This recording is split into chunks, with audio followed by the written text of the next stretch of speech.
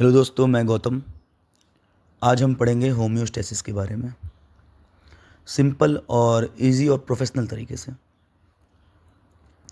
अच्छा, सबसे पहले एक बेसिक बात समझ लो। ह्यूमन बॉडी तभी सही काम करती है जब उसके अंदर का एनवायरनमेंट एकदम सही हो, स्टेबल हो, है ना।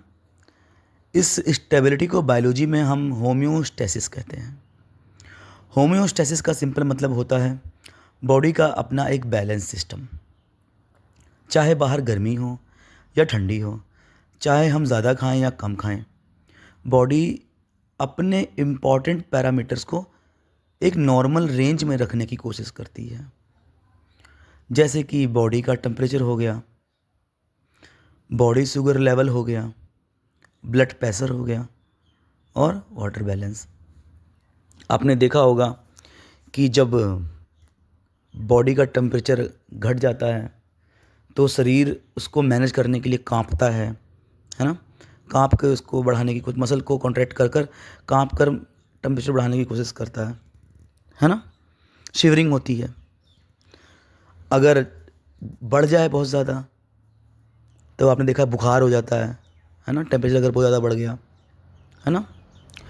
अगर ब्लड शुगर लेवल घट जाए तो भी पता आपको दिक्कत है, हाइपोग्लाइसीमिया। अगर बढ़ जाए तो भी दिक्कत है, हाइपरग्लाइसीमिया। ब्लड प्रेशर अगर बढ़ गया तो भी दिक्कत है, घट जाए तो भी दिक्कत है।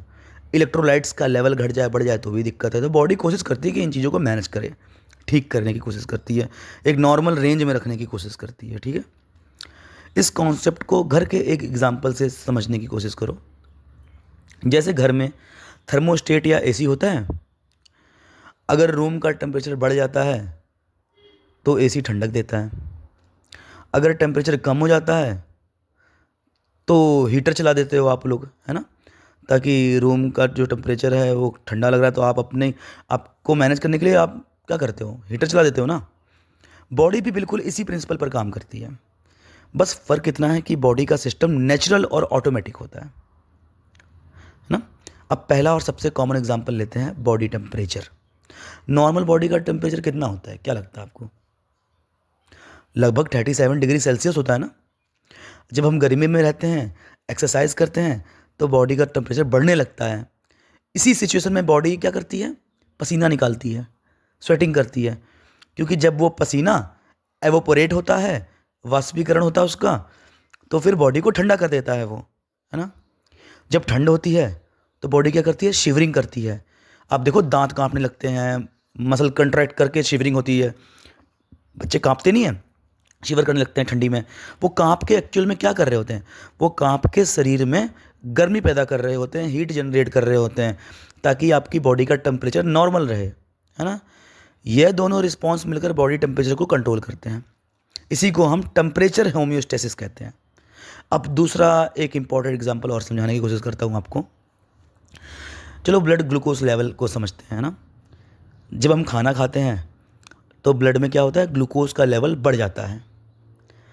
तब पैंक्रियाज, जो हमारे पास एक अंग है पैंक्रियाज, वो इंसुलिन हार्मोन रिलीज करता है।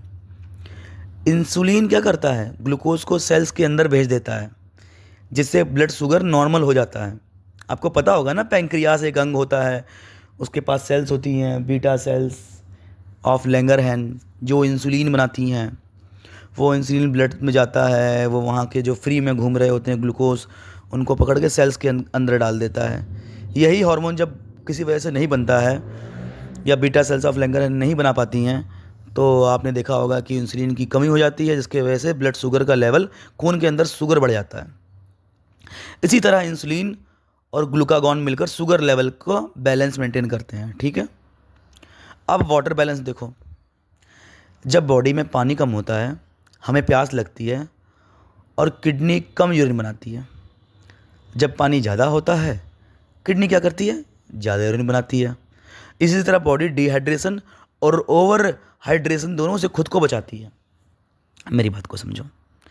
मान लो आपने पानी कम पिया है, बहुत कम पानी पी रहे हो, आप देखो यूरिन कम बनेगा, पेशाब कम आएगी, क्योंकि शरीर के अंदर जितना पानी है किडनी उसको निकालने की कोशिश नहीं करेगी। वो सोचेगी भाई जितना पानी है बचा के रखो, पहले ही आपने कम पानी पिया हुआ है। मान लो आपने ओवर ड्रिंक कर लिया, ज़्यादा ही पानी पी लिया, तो क्या करेगा, पेशाब में उसको निकालने की कोशिश करेगा किडनी, ताकि भैया आपको सूखापन भी ना हो, डिहाइड्रेशन भी ना हो, और बहुत ज़्यादा ओवर हाइड्रेशन भी ना हो जाए, जिसके वजह से इलेक्ट्रोलाइट्स इम्बैलेंस हो जाए, है ना। इलेक्ट्रोलाइट्स इम्बैलेंस भाई ऐसे भी हो सकता है, आप समझ लो मेरे कहने का मतलब। मान लो आपने खूब ज़्यादा पानी पिया, कई बार देखो साल्ट का क्या होता है कि कोमा में भी चला जाता है पेशेंट अगर बहुत ज़्यादा पानी पी लिया उसने तो, क्योंकि एक सॉल्ट का लेवल होता है बॉडी के अंदर, ठीक है। बहुत ज़्यादा डाइल्यूट नहीं होना है उसको ना, ज़्यादा डाइल्यूट हो जाएगा तो फिर दिक्कत करेगा। अब देखो, होम्योस्टेसिस का एक गोल्डन रूल होता है, नेगेटिव फीडबैक मैकेनिज्म। इसका मतलब होता है कि जब कोई चीज़ नॉर्मल से ज़्यादा हो जाएगी, बॉडी उसे कम करने की कोशिश करता है, और जब नॉर्मल से कम हो जाए, बॉडी उसे बढ़ाने की कोशिश करता है। इसी प्रिंसिपल पर टेम्परेचर, शुगर और ब्लड प्रेशर कंट्रोल होते हैं। इसी पूरे प्रोसेस में दो सिस्टम का रोल बहुत इंपॉर्टेंट होता है, नर्वस सिस्टम और इंडोक्राइन सिस्टम, मतलब ग्लैंड्स वगैरह, जैसे थायराइड ग्लैंड हो गई, पिट्यूटरी ग्लैंड हो गया, ग्लैंड्स होती है इंडोक्राइन सिस्टम में ही आती हैं। नर्वस सिस्टम फास्ट रिस्पांस देता है, जैसे हाथ जलने पे तुरंत हटा लेता है। मान लो आपका हाथ जला, तो आपके दिमाग के पास सिग्नल गया ना, भैया हाथ जल गया, खट से आप हटा लोगे उसको, तुरंत रिस्पॉन्स करेगा। मान लो किसी ने आपको चींटी काटी, आपको दर्द हुआ, तुरंत आपने वो हाथ हटा लिया, ठीक है। एंडोक्राइन सिस्टम स्लो लेकिन लॉन्ग लास्टिंग इफेक्ट देता है, जैसे हार्मोन का काम। ये काम थोड़ा स्लो होता है पर लंबा देर तक काम करता है। दोनों मिलकर होम्योस्टेसिस मेंटेन करते हैं।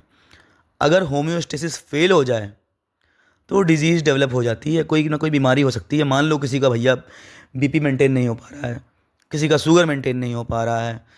जैसे आपने देखा होगा किसी को अगर डायबिटीज़ है, शुगर है, तो उसका शुगर कंट्रोल में नहीं रहता बिल्कुल भी। कभी शुगर उसका बहुत ज़्यादा बढ़ जा रहा है, हाइपरग्लाइसेमिया हो जा रहा है उसको, कभी इसको हाइपोग्लाइसेमिया हो जा रहा है, ठीक है। और हीट स्ट्रोक में टेम्परेचर कंट्रोल फेल हो जाता है। जैसे हीट स्ट्रोक में देखा आपने, बॉडी का टेम्परेचर कंट्रोल नहीं होता। हाइपरटेंशन में बीपी कंट्रोल फेल हो जाता है, बीपी कंट्रोल नहीं होता। इसलिए मतलब इसको एक लाइन में याद रखो, होम्योस्टेसिस बॉडी का सेल्फ रेगुलेटिंग बैलेंस सिस्टम है। जब तक सिस्टम सही काम करता है, बॉडी नॉर्मल रहती है, ठीक है। अगर बीपी बढ़ा घटा, शुगर बढ़ा घटा, है ना, या इलेक्ट्रोलाइट कम हो गए बढ़ गए, तो कितनी दिक्कतें हो सकती हैं। आपने देखा होगा हार्ट अटैक भी आ जाते हैं लोगों को, है ना। पोटेशियम बहुत ज़्यादा बढ़ जाता है, तो अगर कम हो गया, मसल क्रैम्प भी देखें आपको आते हैं, मसल स्पाजम होते हैं। कैल्शियम भी कितना इंपॉर्टेंट है, ये सारे इलेक्ट्रोलाइट्स में आते हैं। बीपी किसी का मान लो बहुत ज़्यादा ही शूट कर गया, तो आप देखो कि हेमोरेज भी आता है ना। तो क्या कहते हैं, ज़्यादा बीपी बढ़ता है तो हार्ट की प्रॉब्लम्स भी आ जाती हैं लोगों को, है ना। आपने शुगर का भी देखा होगा, शुगर की वजह से कितनी सारी दिक्कतें होती हैं। अगर आँख में चला गया तो आपने देखा होगा कि मोतियाबिंद हो जाता है लोगों को, स्किन में आया तो रिंकल्स होते हैं, जॉइंट में गया तो आर्थराइटिस होते हैं। समझ लो कहने का मतलब आप।